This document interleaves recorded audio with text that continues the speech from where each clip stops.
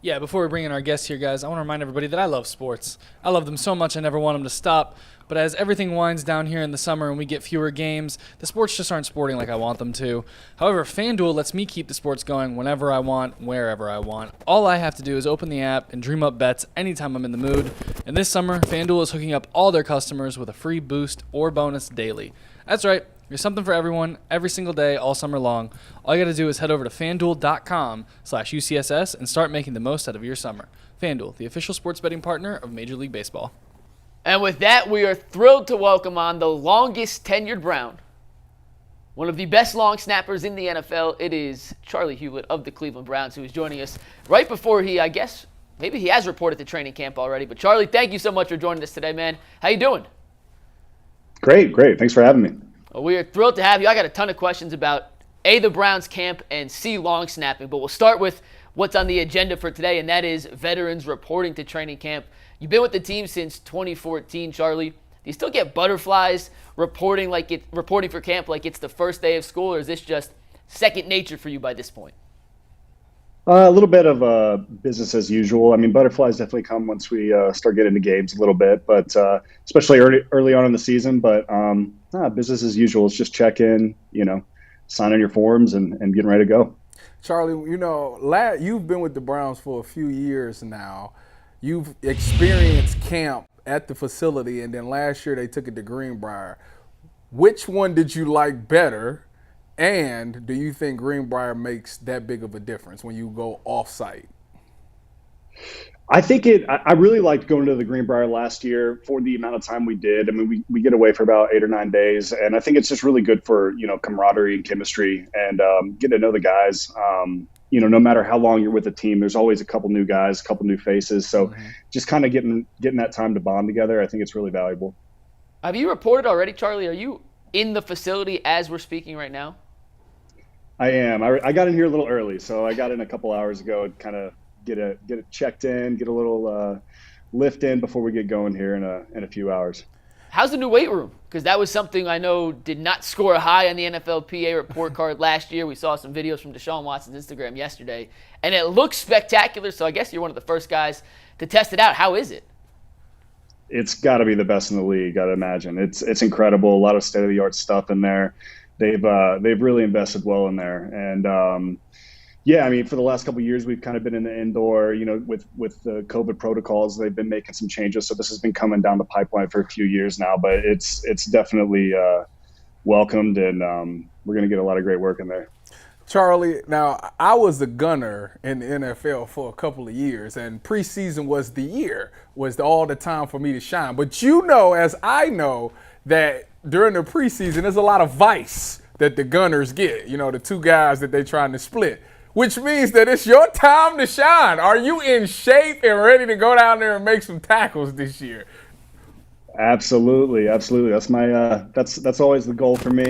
Starting to get a little long in the tooth there, so I'll do the best I can. But there's definitely a lot of double vice, and that is usually the name of the game in preseason. So you're right, that is more of my opportunity to shine.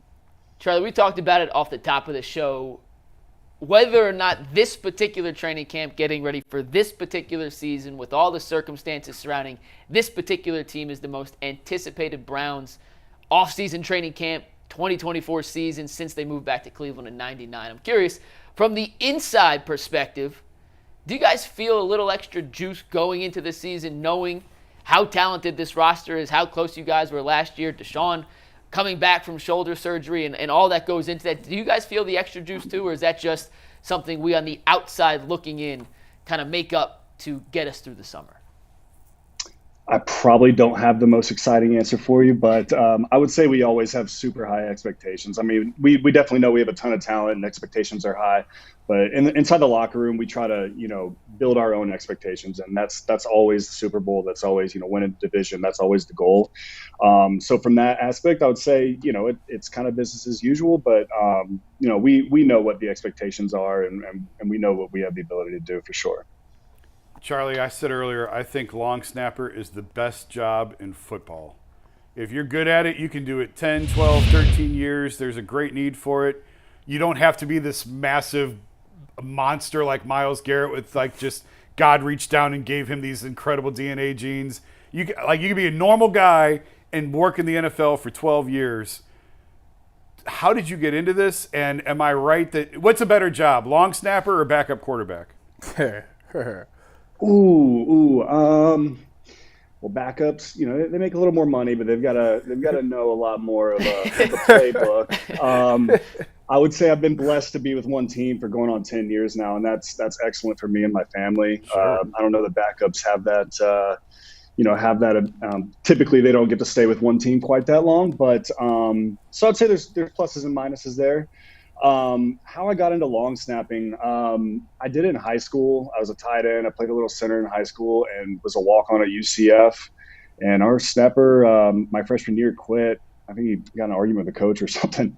So it was kind of an open tryout and ended up winning the job. And I remember head coach kind of sat me down and was like, "You're not going to tight end meetings anymore. You're just going to snap for us." And I remember being kind of shocked, but it was just he didn't want the risk of getting hurt or something like that. So that. For my freshman year on, that was all I did, and I just kind of took it and ran with it, and never thought I'd be in the NFL, but it's worked out pretty good. What's the most important aspect of being a long snapper? What do you have to do better than anybody else? Look one way and throw the ball the other? I mean, accuracy is definitely important, but when you get to this level, everybody's accurate. I would say that the next thing is protection. You got to be able to block at least decently well, and that's something that coming in from college, a lot of the guys now they have that like spread punt formation. So a lot of those guys don't have a lot of experience blocking, or maybe they're not quite the right body type to be able to block, NFL talent. So I'd say that's the next most important thing. And it's always a plus if you kind of get down there and at least get in the way and help out coverage a little bit. Charlie, now we know, everybody knows, and that Kevin Stefanski loves tight ends. With that being said, and you being a former tight end, let's just say David Njoku breaks his shoelace and other guys aren't able to go. Are you prepared to step in there and make a play for the Browns at tight end? I'll do whatever they ask. Good answer. In my practice squad years, Joel always reminds me of this, that they had me play a little bit of scout team tight end in 2014, but I mean, it wasn't much. I don't think the fans want to see that, but yeah, they asked me to, sure. You're selling yourself short, Charlie. I'm looking at the pro day numbers you put up: 6'3.5", 245. You ran a sub 5 40-yard dash. I'm not going to mention it was a 4.99. We're just going to call it a sub 5. Vert 32 inches. You broad jumped 9 feet 7 inches. You hit the bench press 22 times. I mean, ooh, that's some legit numbers there for a guy who I think you'd step in there. Stop selling yourself short. What year is that? 2012. What do those numbers look like today? Oh, I have no idea, but not close to that. Charlie, are y'all having a conditioning test? Are you ready for it? Yeah, we are. Oh, absolutely. It's the conditioning test is everybody should be able to do it. It's like enough where you were working out, but no, I mean, everybody should be able to pass it. When I was with San Fran, ours was, I think it was 12 halves, and everybody kind of did them easily. So I was just seeing if everybody's different now. We haven't had one in a number of years. This is the first year we've had one, and it's at least been 4 or 5. We've had some tough ones. I've even seen, back my rookie year with Dallas, I remember one guy didn't pass it as a running back. He got cut right on the spot. I was like, oh, man, yeah. that was a wake-up call. Little different now for sure.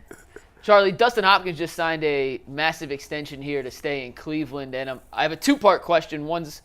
I'll ask the first one, then I'll follow the second one. When did you know that Dustin was a different kind of kicker? He obviously lost a job in L.A. to Cameron Dicker, who had a terrific season as well. Comes to Cleveland. We had our questions about him, but he was everything you could have asked for and more. As someone who's in the special teams room with him, you work with him, obviously, every time he kicks. When did you know he was built a little different and had a chance to be a really special contributor to the Browns? Well, obviously, I've known Dustin in the past, just meeting him before games. You kind of end up communicating with all the specialists. And so I obviously knew he was really talented and had the chance to be special for us. I would say when you get into Cleveland, everybody handles these conditions a little different. But I would say for me, the moment where I knew he was having a very special year and was going to end up being very special for us is probably that Indy game. I think he had like 5 field goals, hit one. I don't remember how long it was. Was it over 55? 56. 56. Yeah. I mean, that game, I was like, wow, that was very impressive. And yeah, I knew he was on his way to having a very special year. I couldn't believe he didn't make the Pro Bowl, to be honest with you. When a running back runs for 1,800, 1,900 yards, a lot of times they buy their offensive lineman presence. When Dustin signs a $16 million extension, does the long snapper and the holder get a little bit of the cut too? That's a good point. I haven't brought that up to him yet. I'll make sure to run in there after that and have that discussion. Let us know how it goes. Charlie, you've been here since 2015, correct? 14. 14? 15? I was on practice squad in 14 here for a week or two, and then they signed me to the 53-man roster like week 17 or something. So I was on sweats on the side. So you've seen some shit in Cleveland now. So you've been here for the good times and the bad. So now that we've moved past that and we can sort of laugh about it, you got a good story that nobody knows about from the early crazy days? I've heard of some craziness going on in the locker room. Is there anything you could share with us about some of the 0-16, 1-15 days? Man, it was just, it was those were obviously tough years, and I remember, I guess the most shocking thing, which was the same thing that the fans are probably going through, was just some of the people that we ended up releasing that year. It was like you were looking around kind of like, whoa, that was not expected. But no, I mean, overall those years were obviously tough, but those teams, the guys still fought. That was the thing about those years. I mean, it maybe didn't look like it, but the attitude was still somewhat good in terms of like effort and wanting to do our best and get as many wins as we could. And even in those years, it was like, you sat at the beginning of the season, you were, of course you kind of hear like what the expectations were outside of the locker room, but inside, you still thought we had a chance to go do something special and shock the world. But obviously that didn't happen. But those years make me very appreciative for where we're at now, and it really just makes you not take any season for granted. Charlie, what is the one thing you love about training camp, and what's the one thing you dislike the most about training camp? I would say my favorite thing about training camp is just getting able to get back and spend so much time with the guys and get to kind of know some of the new faces and get back together with some of the people that you've had previous seasons with, and just build on those friendships. I mean, the hours you're putting in, obviously, they're not the best, but it's just part of it. And you know that you have the chance to build something great. So that's what you look forward to. We've asked every Browns player we've had on the show the same question. We've had David Njoku, we've had D'Anthony Bell, we've had Greg Newsome, we've now had you. What makes Kevin Stefanski such a, I guess, special, for lack of a better word, a special head coach? What about him helps him connect to the players like they've all told us he does such a good job doing? What I love about Kevin is he's so approachable and easy to talk to. I mean, anything you need or anything you have that you can bring up to him, I mean, it's like you could totally bring it up to him, and you can kind of hash it out with him. I mean, there's nothing that he's not willing to have a discussion about. And so he's extremely like versatile in that way, in terms of, he'll take feedback from us, and he'll make the best decision going forward for everybody. And not all head coaches are like that, and it's been really nice to have somebody who is willing to listen to the guys.